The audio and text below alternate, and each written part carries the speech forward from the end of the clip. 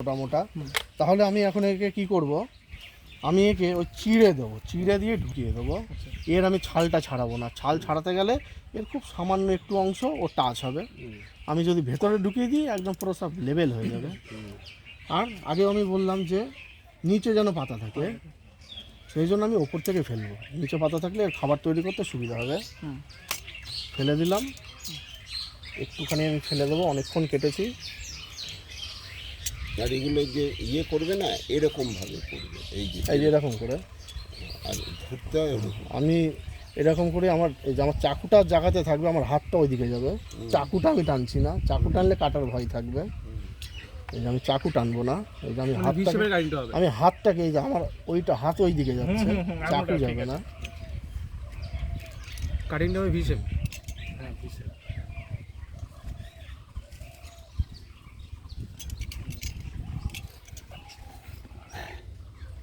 ওই যে আমি নিচ দিয়ে যাচ্ছি। এবারে যতটা আমি কেটেছি একে আমি ততটা চিড়ে দেবো, মাঝখান থেকে আমি ততটা চিড়ে দিচ্ছি। হয়ে গেছে চেরা। যত তাড়াতাড়ি হয় আমি একে ঢুকিয়ে দেবো। এটাকেও আমাকে দেখতে হবে যে সরু মোটা যদি না থাকে আমি সাইড মেলাবো, আমি তাও সাইড মিলিয়ে দিলাম।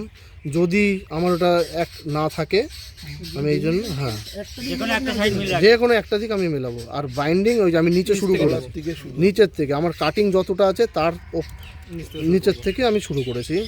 এই যে এবার আমি মোটামুটি একটু টাইট করে দিতে হবে, খুব টাইট হলে অসুবিধা হবে। এই আমি আসছি, আমি মুখটা ছেড়ে রাখছি।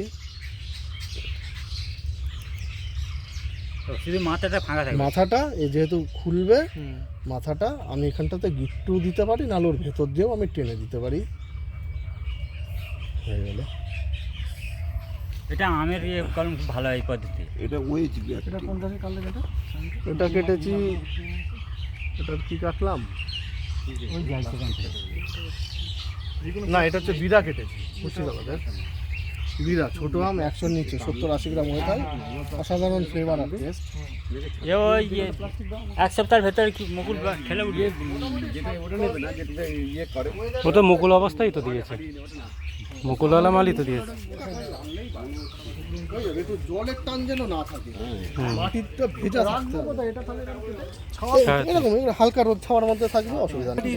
ফেব্রুয়ারির এই সময়টা, মার্চের 10-12 তারিখের মধ্যে করে ফেলতে হবে। ওইটাও ওই কাটিংটা দেখালাম। এবার ওই লেবুটা যেরকম